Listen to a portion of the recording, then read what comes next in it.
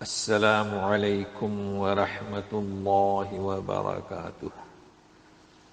Daily 1 page کے شعبے سے آج کے پیج کا نمبر ہے 133، سورۃ الانعام، آیات ہیں 45 سے لے کر 52 تک۔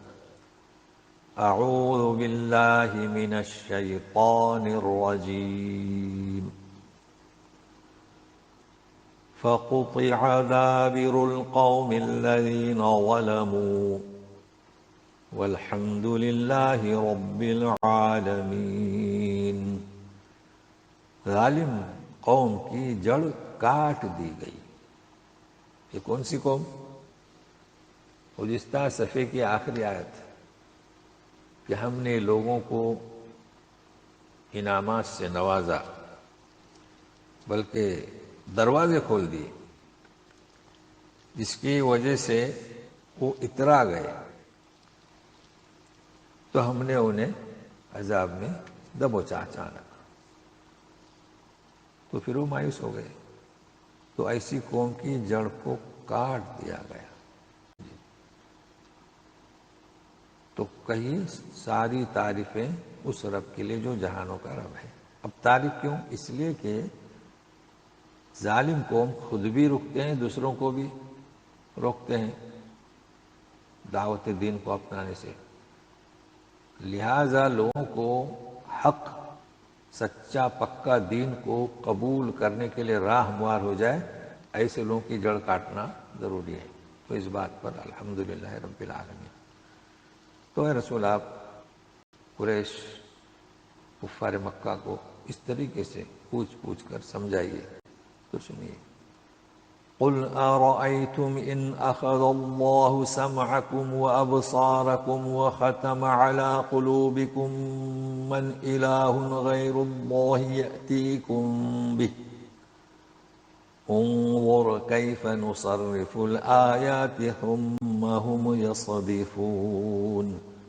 قل أرأيتم، کیا آپ نے ہمیشہ رویا کہ میں نے دیکھنا نہیں، غور کیا، سوچا کہ اگر اللہ تعالیٰ تمہاری قوت سماعت اور بینائی لے اچک لے اور تمہارے دلوں پر مہر لگا دے، اب کون ہے اللہ کے سوا جو بھی یعنی یہ قوت سماعت اور بینائی کو لے آئے؟ کوئی نہیں۔ اس کا جواب یہی ہو سکتا ہے۔ تو پھر ذرا غور کیجئے، انظر کہ ہم کس طریقے سے کھول کر نشانی بتلاتے ہیں، پھر بھی وہ اعراض کرتے ہیں۔ تو ثم ہم یصدفون،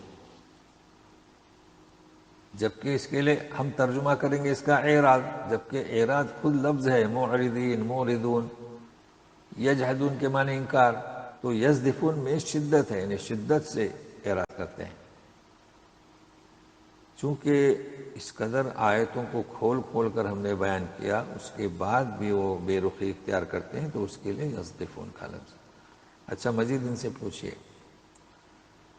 قل ارأيتكم ان اتاكم عذاب الله بغتة او جهرة هل يهلك الا القوم الظالمون۔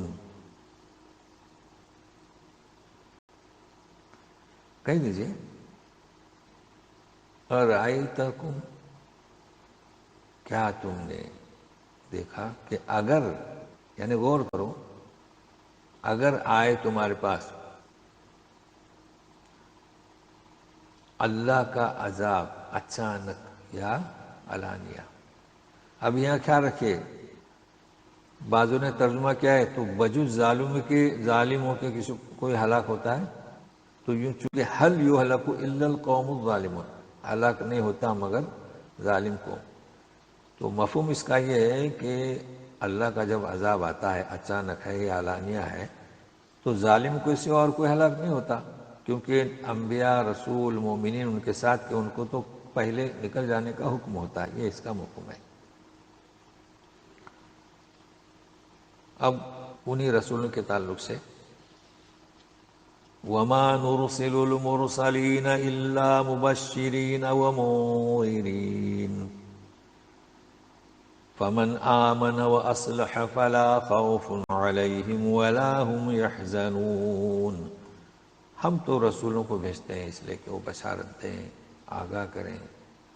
تو جو کوئی ایمان لائے اور اپنی اصلاح کر لے تو ایسے لوگوں پر، یعنی ایسے لوگ نہ آئندہ کے لیے خوف رکھیں گے اور نہ گزرے ہوئے نقصانات پر غم کریں گے. یہ رسولوں کا شیوا اور مومنین کا شیوا ہے کہ ہمیشہ ان کے ساتھ میں فلا خوف اور ولا حزن آیا ہے کہ نہ ان پر کوئی خوف ہوگا آئندہ کے لیے اور نہ وہ سابقہ اپنے نقصانات پر کوئی غم کرتے ہیں. والذین کذبوا بآیاتنا یمسهم العذاب بما كانوا یفسقون. رہا جنہوں نے ہماری آیت کو جھٹلایا تو ان کے اس فسق یعنی انحراف کے سبب سے عذاب جو ہے انہیں چھوئے گا. جی اچھا، اب یہ تقاضا کرتے تھے غیب کی باتوں کا، خزانے کا، تو کہا جا رہا ہے کہ کہہ دیجئے ان سے قل لا اقول لكم عندي خزائن الله ولا اعلم الغيب ولا اقول لكم اني ملك ان اتبع الا ما يوحى الي قل هل يستوي الاعمى والبصير افلا تتفکرون. کہہ دیجئے کہ میں نے تو یوں نہیں کہا کہ میرے پاس اللہ کے خزانے ہیں، اور نہ کبھی یہ دعویٰ کیا کہ غیب کو جانتا ہوں، اور یہ بھی نہیں کہا کہ میں فرشتہ ہوں. میں تو پیروی کرتا ہوں جو میری طرف وحی کی جاتی ہے. اور بھی کہیے کہ کیا نابینا اور بینا دونوں برابر ہو سکتے ہیں؟ تو کیا تم غور و فکر نہیں کرتے؟ مطلب یہ کہ جو شرک کرتا ہے وہ اندھا ہے، بہرا ہے، جیسے کہ پہلے گزر چکا ہے. تو کفار مکہ، قریش، ان کو سمجھانے کے لیے کس کس طریقے سے، یعنی کھول کھول کر آیتیں سوالیہ انداز میں، استفہام انکاری کے انداز میں. تو اب کہا جا رہا ہے کہ انہیں آگاہ کیجیے. کنہیں؟ یعنی مؤمنین کے ساتھ. تو اگلی آیتوں کا پس منظر ہے تو تلاوت کے بعد انشاءاللہ. وَأَنذِرْ بِهِ الَّذِينَ يَخَافُونَ أَن يُحْشَرُوا إِلَىٰ رَبِّهِمْ لَيْسَ لَهُم مِّن دُونِهِ وَلِيٌّ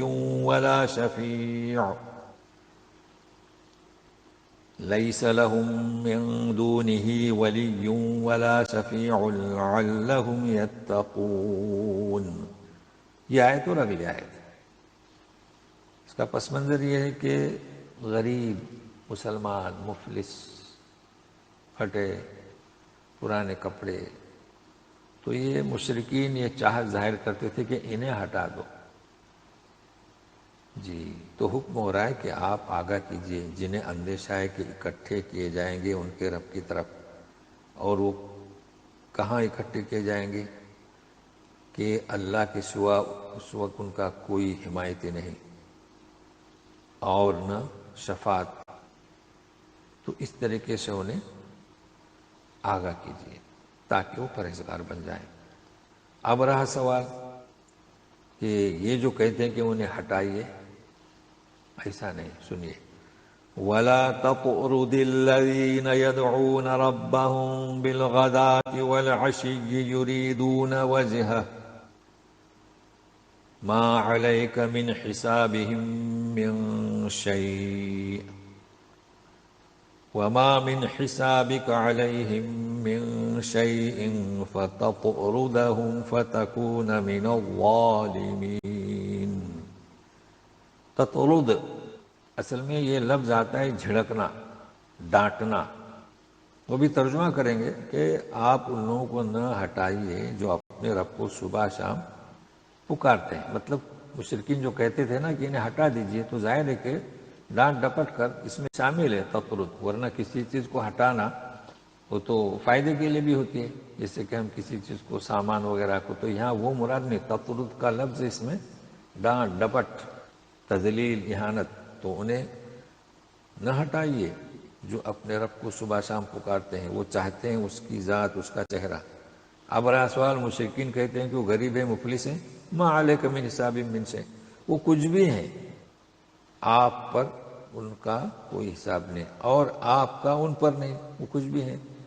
تو صرف اس بنیاد پر کہ وہ غریب ہیں آپ انہیں نہ ہٹائیے، ورنہ ایسا کرنے سے آپ ظالمین میں ہو جائیں گے۔ اب یہ اسلوب بھی ہم اکثر بتا چکے ہیں کہ یہ جو کہا جاتا ہے کہ آپ ظالمین میں نہیں ہوں گے، تو آپ سے اس کی امید نہیں، چونکہ اللہ تعالیٰ کی حفاظت رہتی ہے، بلکہ یہ اس طریقے سے کہ ہم رسول کو بھی یہ کہہ رہے ہیں کہ ظلم نہ کیجیے، شرک نہ کیجیے، تو پھر اے مجرمین، اے کفار، تو بنسبت ان کے تمہیں بھی یہی حکم ہے۔ تو ہم ظلم، شرک کسی کا قبول نہیں کرتے۔ تو لفظوں کو بھی یاد رکھے جو ہم بتاتے ہیں، جیسے کہ یزدفون اور تطرد، تو ان الفاظ کی خاصیتیں ہوتی ہیں، تو قرآن کے سمجھنے میں ان سے تھوڑی بہت مدد مل جاتی ہے۔ تو انشاءاللہ ساتھ میں رہے گا، پھر ملتے ہیں۔ والسلام علیکم ورحمۃ اللہ وبرکاتہ۔